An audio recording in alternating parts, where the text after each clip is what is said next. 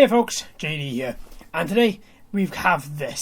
This is the JJRC X6 Aircus, and it's a big thank you to Banggood for sending me this. Alright my friends, let's dive in and see exactly what's inside this package. Okay then folks, and this is what you have. So inside the box is a polystyrene house. Inside the polystyrene house is all of this. So you get, there are different types for this. There is a single battery version, a dual battery version, or a tri-battery version. I went for the tri-battery version, so I've got three here. You've got your transmitter, you've got your 2-axis gimbal, which we're going to be putting on in a bit. You've got your Fpv Boom, which is attached for your transmitter. Obviously your batteries, as we've explained, we'll go into those in a little bit of detail a bit later on. And then you've got your accessories, which are in the form of a screwdriver and USB charger, and 4 spare propellers, or actually the 4 propellers.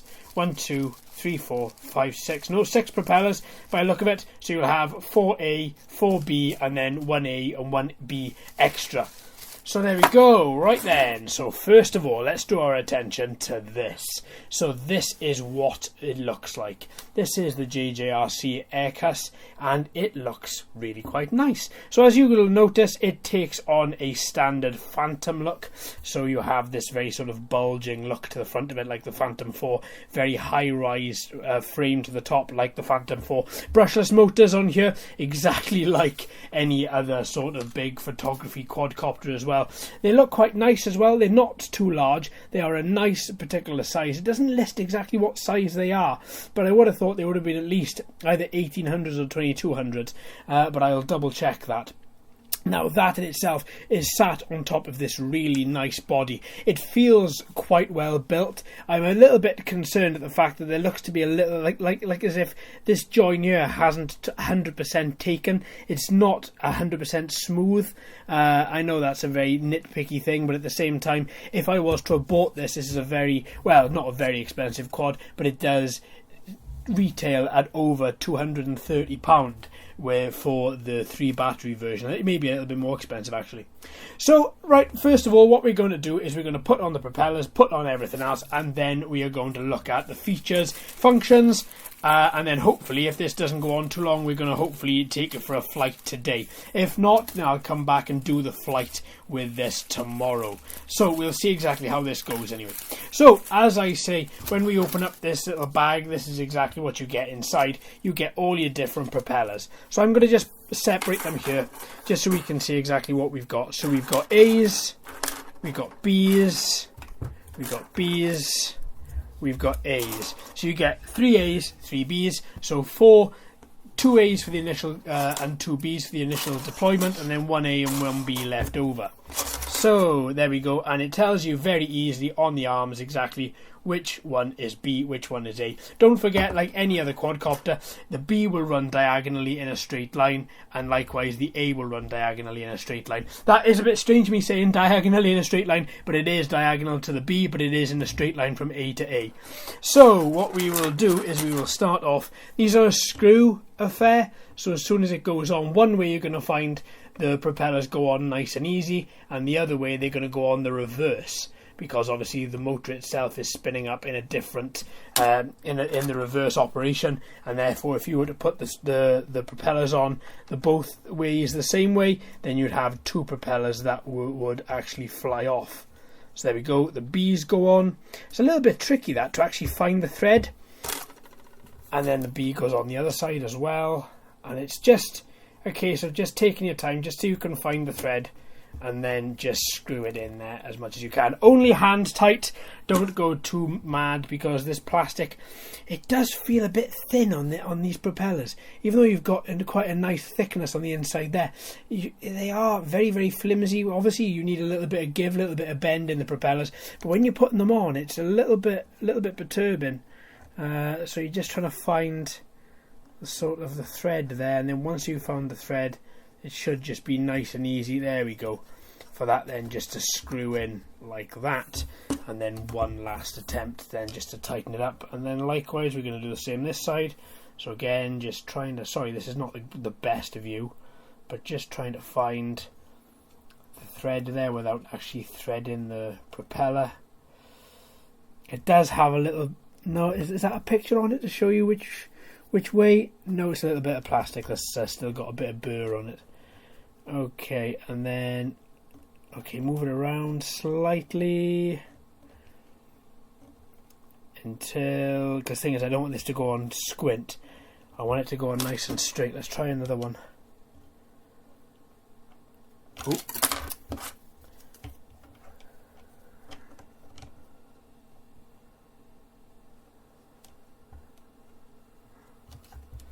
Okay, there we go. Goes on a little bit tight to begin with and then feeds through no problem. So that is the end result. End result being that you've got your A propellers and your B propellers all screwed on, and don't worry, there should be a little gap underneath these. That's quite normal. So just do them until they are hand tight. You don't want to go any crazier than that. Okay, that's the propellers on, leaving our 1A and 1B spare. Nice. Right then, so that's the propellers done. Next, we're going to be looking at this gimbal. So let's talk about the gimbal and the camera first. So this is a 2-axis gimbal, obviously the one axis being left and right there and the other axis being up and down. And then that in itself is a 1080p camera. The lens there should be quite nice. Gives you a resolution of 1920 by 1080 for your video and for your photo, as it is standard 1080p.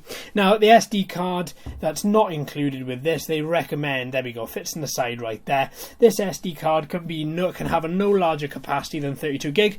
And they recommend class 10, pretty standard, to be perfectly honest with you, for any sort of photography quad. Class 10, you get to see that quite often. So as for this, it should be quite easy. It just fits into the motor underneath there, and then once you put it in, you just click it into the side. But you just want to be careful. See, now there are 2 lines here, one line on the body and one line on the camera. See them there? Now you want those 2. It's a lot like your DSLR. When you push it in, you want them to meet. And as easy as that, and then to get it back out, you push it back in again and twist. See that action?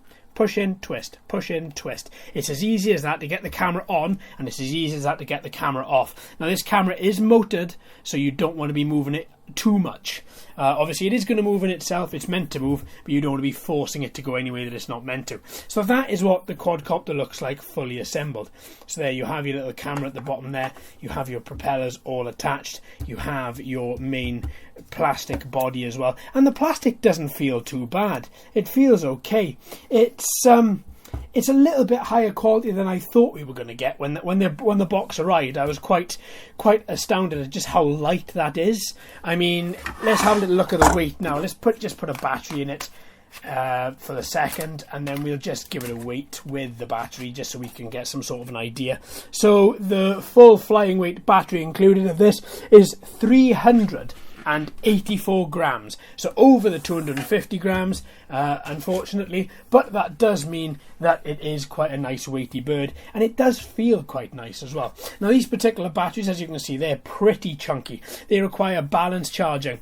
Now these batteries are 7.6 volt, 3000 milliamp hour, so that's quite a capacity that packs. The discharge rate as well is 25C, which is not bad at all. It's pretty standard for a lot of batteries until you get up to the 5,000 milliamp hour range, and then they tend to increase slightly. So what you're going to have from this is a charging time, a balanced charging time of 3.5 hours and a flight time of 20 to 22 minutes. Now there is one thing that annoys me a little bit, just because this is a little bit of a it's not a toy grade quad, it's not a professional grade either. It's kind of on the boundary between the two. I expected there to be some sort of balanced charger with this. Nope. Micro USB into the side of the battery. Okay, it's convenient, everyone has a micro USB port, but at the same time I would have liked this to have had a proper balanced charger, as these batteries are slightly larger and they are LiPo. Therefore I'd like to have seen that. I really would have. It's not that much of a big deal. It just means 3 to 5 hours per battery, so any chance I've got of going out today and testing this is pretty much out of the window. Right, so there we go. So that's your battery, that's your quadcopter as well. Now there's one angle of this I haven't shown you, and that is the back of it. So obviously that's where your battery bay fits in there. Your battery only clips in the one way, so see where your port is there. You fit your ports into your socket there, and then once it clips in like that, it's very stiff to clip in, and then it's click and hold to turn on, click and hold to turn off. Now these two little switches, one on the top, one on the bottom, you just press ever so slightly and they come out. Those switches look after the two clips at the top and the bottom there. So just to be on the safe side, don't just try putting it in and pulling it out. There is a way to take it out properly. So that's the quad. A couple of other things about it. Obviously it's GPS, has follow me, point of interest, headless mode, 2-axis gimbal included, and brushless motors as we've gone over. Now what I'm going to do is just get rid of this polystyrene and static all over the place. A couple of other things I haven't mentioned. Control distance is 500 meters, FPV distance is 200 meters. So obviously I would bring that down a bit, and I would say the control distance is more or less going to be at least half, 250 if not a bit more, and the FPV distance you may get 150, 200 out of it, but I'm going to sit on the 150 mark until I know better. So that's everything as for the quadcopter and for the batteries as well. There we go. We've had a little look at the propellers. We've sorted that out. Now let's just, before we come on to the transmitter, let's come on to a couple of the manuals. So there's your GPS app there, your 2 QR codes for you to scan, and this goes through the app in a very basic fashion. Then you've got your buttons for your transmitter and what it all does, and then you've got your manual, which I recommend you going through. Now as JJRC manuals go, they're pretty okay. This one is actually very, very good. They've actually gone all out with this a little bit and give you a lot of information inside there. So if you have 5 minutes, have a read of that. Even if you don't have 5 minutes, make 5 minutes and have a read of it. Okay, so that is that. Now the final part, let's come on to the transmitter. I'm a bit shocked at this. It doesn't feel as good as the quadcopter does. The plastic is quite thin, giving it that plasticky feel. Now you have a very nice response out of the sticks. Nice resolution. You can move it around very slowly, or you can obviously move them around very fast. Your angles as well are very, very wide, and it gives you a nice rolling and rocking mechanism as you move. Now you've got 1 key takeoff, 1 key landing at the bottom here. You've got your lanyard holder and your LED there should you use it. You've also got your high load speed there, as well as headless mode on the 2 buttons here. Then you've got, let me see, you've got GPS on, return to home there as well, so GPS and then return to home. You've also got your on and off button there as well for your transmitter. Your 2 antenna just stick out the top there very nicely, and then you've got your gimbal up and your gimbal down there. Now the buttons feel okay. This one feels a little bit strange, like it's depressing a little bit more inside the transmitter. The other 2 here feel really nice. As you can see the difference. See how far they protrude versus those? I don't know if you can see them all in the same frame there, but this side protrudes a lot more than that. Okay, well at least we can have the buttons on the app as well, should this not work exactly as we want it to. And then we have 2 buttons on the back. One's to take photo, the other one is to start recording video. Now, this surprises me as well. I would have liked to have seen a rechargeable battery in the transmitter. Unfortunately, that's not what we have. It's not that much of a big deal again. It's just a little gripe I have. I do like rechargeable batteries in transmitters. And then if I just unscrew that and then take this down, 4 AA batteries, my friends, is what you're going to need to power this transmitter. This transmitter does not allow USB charging of any sort, so you have got to ensure the batteries that you put in your are short board are fully charged. And even when you put them in, you're going to have a bit of a job putting that back on. Wow, there we go, it's on.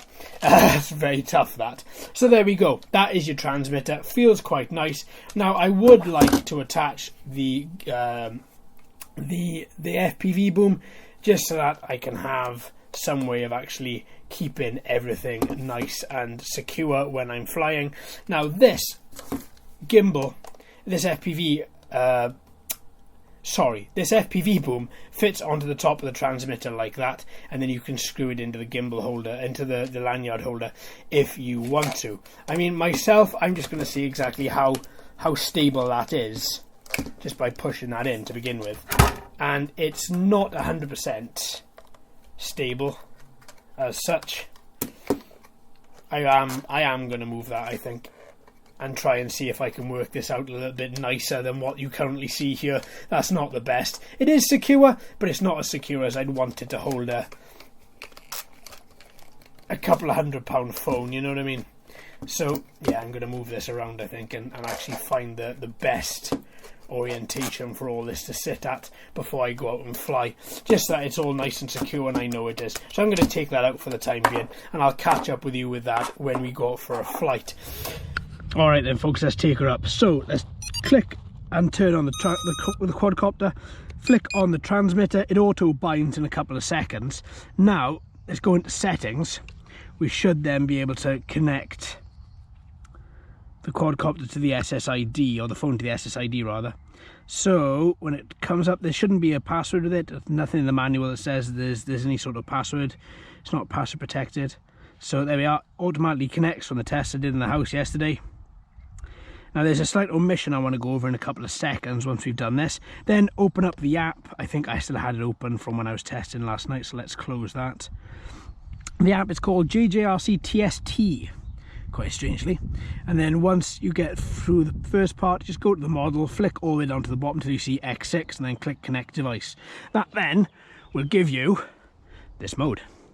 So then you see everything there. Let's record our screen. 3, 2, 1, record, nice. So here we are, we have FPV relay. Very nice, very easy. First things first, click the hamburger menu in the top right, take it out of beginner mode. Night flight mode you want to have on, because if you have that off, then your LEDs won't stay on. Your LEDs turn themselves off if night flight mode. Why isn't it staying on? I had this issue in the house as well, where I turned it off and went, oh, I wonder what that does, and it turned off my LEDs. And then, oh, the LEDs are on. Okay, fine. Now what we have to do, we've got 17 satellites, but we've got to calibrate. So turn the left analog stick down to the bottom left and the right up to the top right. And then you hear a long beep. Then we have calibration mode. So lift it up as standard, a meter above the air, above the ground. And then just slowly twist. The blue LEDs you'll see at the front when they've finished and that's calibrated, then the green LEDs will turn on, the blue ones turn off. And then lift with the camera towards the sky, again at the same altitude, same height, and then keep on spinning. Slower the better with something like this. And that's your that's your blue at the front, green flashing at the back, and that's it. You should be golden. You should be good, ready to go. Now we've still got 17 satellites. I'm going to leave it a little bit longer, a couple of extra seconds, just so it can sort of, you know, just pick up as many as it can. Now the omission I wanted to make was, if we look at the back of this transmitter, I did say that that was returned to home and that was indoor mode. It's the other way around.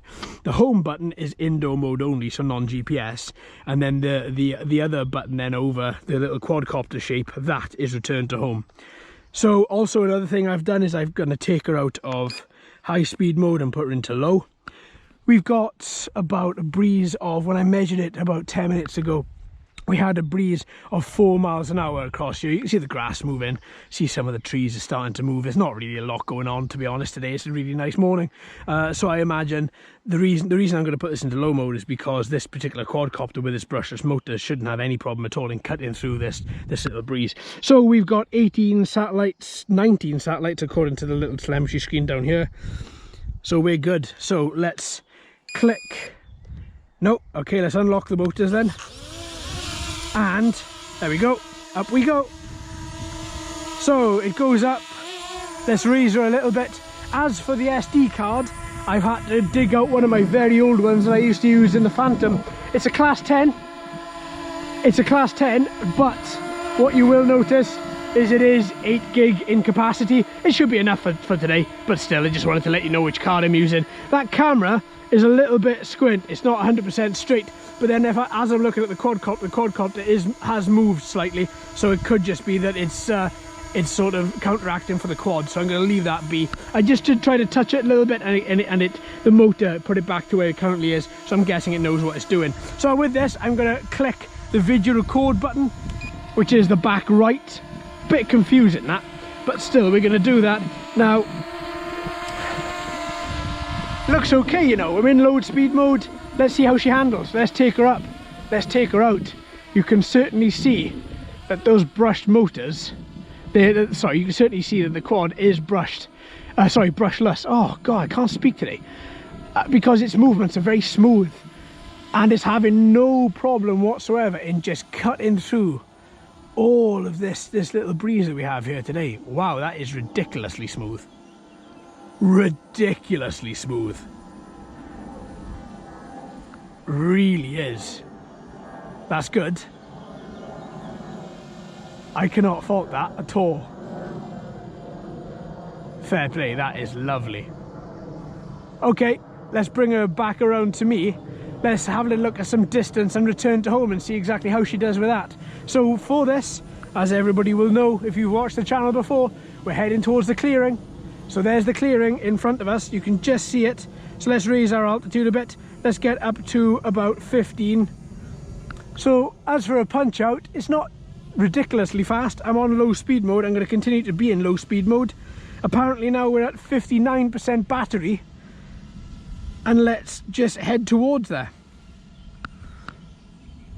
And keep an eye out for these seagulls as well. They're a little bit munchy the past couple of days I've been flying around here.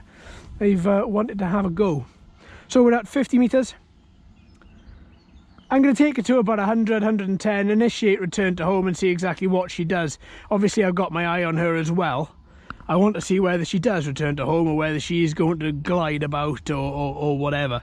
So we're at 88 meters, still heading towards the clearing. 100 meters, so we'll stop her there. So I still got full FPV, I can see her directly in there in the sky. So let's look at the right button. It's a little bit confusing having it right next to the on and off button. Let's initiate return to home. So return to home has initiated. It says return mode, you get a gentle beep, and the quad is raising itself up. I'm hoping it's going to stop soon. 30 meters, yeah, there we go, 30 meters height.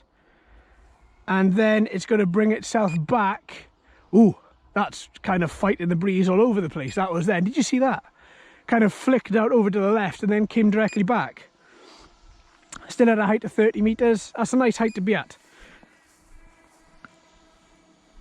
There we go. Now that height I've locked at 30 meters myself. The app, and I did it last night in the house, the app was 100 meters and I thought that was a bit excessive. So I dropped it down to 30, because to be perfectly honest with you, no, my personal thoughts on it, nobody needs to be flying at 100 meters.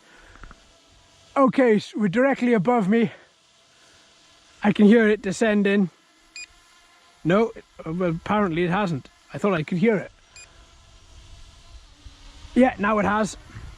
Oh, it's coming down with right knots as well. That's one thing I don't like, just to let you know. I don't like the return to home button and the on and off button of the transmitter right next to each other. It has got a fail-safe where it will return to home if it has low voltage, and I'm guessing if the transmitter gets turned off as well, but I know for sure I don't want to be hitting return to home by hitting off by accident. Right, a bit of grass cutting. There we go, motors are off. Right, let's take it out of return to home mode and put it back into GPS mode. So how far away? 1, 2, 2.5. 2.5 meters away. That's pretty good. Why is this transmitter still beeping? Does it still think it's in return to home mode? Let's take it out to return to home. Let's take it out of GPS mode, and it's still beeping. That's quite infuriating. It doesn't say return to home on here. It doesn't say return to home on here. But yet it's... Is it to remind me that I'm still recording video maybe? No. That is quite infuriating. I guess we have a beep now. There's nothing else. No, I've turned off all that. I've turned off return to home. Yeah, it's on outdoor GPS mode. Everything else is exactly the same as it was. Crazy. Okay, let's see whether we can fly it. Ah, the beep stops as soon as you go to fly again. Not when you take it out return to home mode. Why would you do that? Right, okay. Well, return to home mode works. 2.5 meter distance. Sorry, 2.5 foot distance. Hell of a difference then. So I'm quite happy with that. It comes back without there being any problem. So let's look at this gimbal. It's only a 2-axis gimbal. Normally on your larger quads you have a 3 or 4 axis. Some have 6, I've seen. Not that I've actually owned any. But it seems quite smooth, you know. Okay, a bit of jerking, bit of movement. You're going to have that. It's only 2-axis. But at the same time, it's actually performing quite well. It's, as I say, it's not the best. I hope the video quality is going to be better, in fact. What I'm looking at now, I'd be quite happy with if the quality was like that. But it's always the same on the small screen. Pixels squished together, everything looks a darn sight better. But we'll have to wait and find out. Air brakes work nice on this as well. There's a lovely movement back. As you stop, the quadcopter shunts its way back and then it stops itself on a penny. Really, really good. Okay, let's look at these photos. Look at that, beautiful. So let's take a few photos. So what I'm going to do for this actually, do you know what? Let's raise her up and let's use the gimbal mover. And let's move the gimbal down. I like that. One click, one beep. If you click and hold, there's no ratchet system, so it's not clicky. And it doesn't continuously beep. Now then, let's click a couple of photos as I walk around.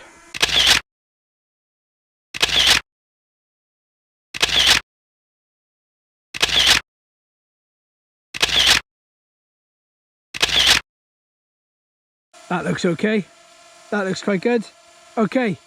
Yeah, see, it's still a bit of movement, but I'm trying to look at the quadcopter moving versus the gimbal.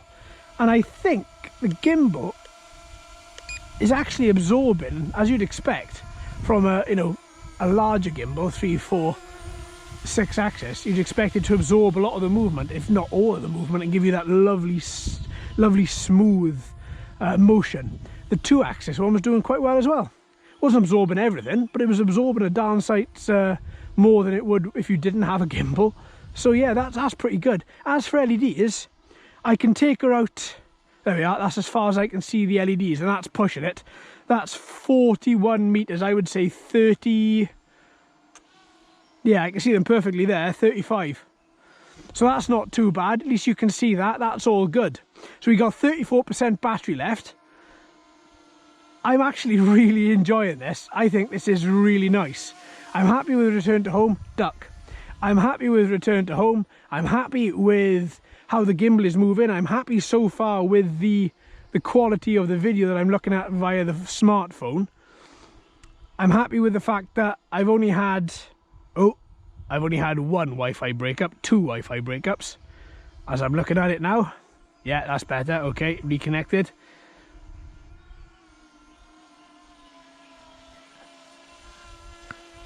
Yeah, those motors sound nice as well, you know. They sound really nice. And I've only got her in low mode. Yeah. Let's crank her up into high. She's in high mode now. And wow, she does an half shift.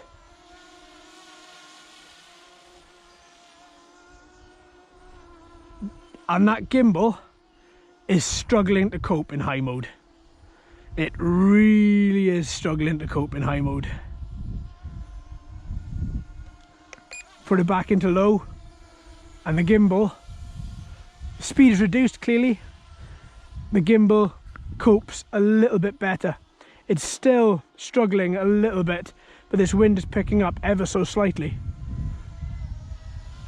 Let's bring it down a bit. This was air brakes again, because I want to see the gimbal itself looks as if it's on an angle.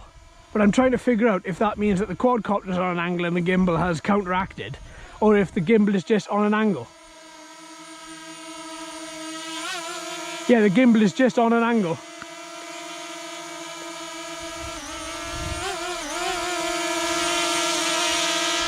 That's better. So the motor seems a bit sticky. That's better, that's straight now. That was confusing me. I couldn't figure out whether the quad was being battered by winds, and if so, why aren't the winds down here affecting me? I know obviously as you climb altitude, you get different layers of winds that act over your quad, over your plane, over your helicopter in different ways. But surely, you know, it's not that bad on a day like today. And no, it was because the camera was, the gimbal was sticky. Okay, so far, so good. I'm really liking that. It's nice and smooth. Its resolution on the sticks feels quite nice as well. You don't have to give it everything, and I like that. I don't want to give my quads everything. I just want to move them gently. I don't want to have 100% in one direction and 100% in another direction, you know. And this is nice. I think I'm about 30% each direction. Okay, I'm a little bit higher on, yeah, about 30%. No, yeah, about 30. That feels quite nice as well. And out we go. All in all, that's pretty cool. I like that. Okay, what I'm going to do, what battery percentage am I at? I'm at 26%. Let's do one more return to home from a bit more of a distance, and then we'll call it a day on that particular battery. And then during the week we're going to go back to having more features, so feature tests on return to home, on waypoints. We're going to have a look at video and photo analysis. We're going to have a look at the gimbal, and then right at the very end of the week then I'll give you my final thoughts on the whole thing. So we're at 150 meters now, keeping on 160. We're going to hopefully hit that 200. Oh, we're getting quite a bit of movement there. Yeah, 200 meters. So with that, let's return to home. So then she's going to take herself up to 30 meters. I can still see her. I can still see her. Up she rises. Up she goes. And then she'll turn around. She is at 30 meters now. And then she's turned around to me. And home she comes. She did it again. She went off to the left and then went to the right and then came straight on. It's almost as if the motors are too powerful, so when it initiates at something like 80%, and it causes the quad to really act a bit strangely. That is, well, weird. It's happened twice. And she went up and then she goes left and then right and then straight on. I realised my hand movements are in the opposite direction to to what I was saying then, but that was just an example. Here she is, coming in.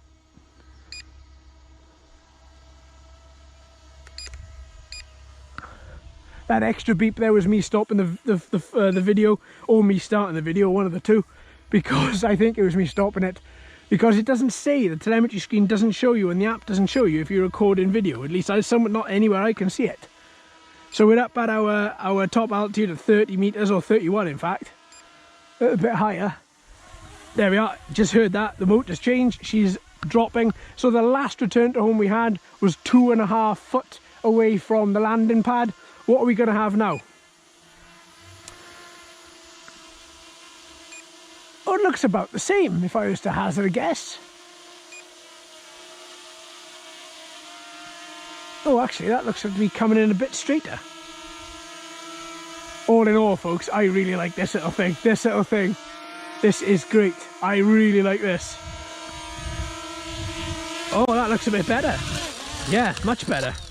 Look at that. Not that you could probably call it, but half a foot. Perfect. Very, very well done, Mr. JJRC. Very, very well done indeed.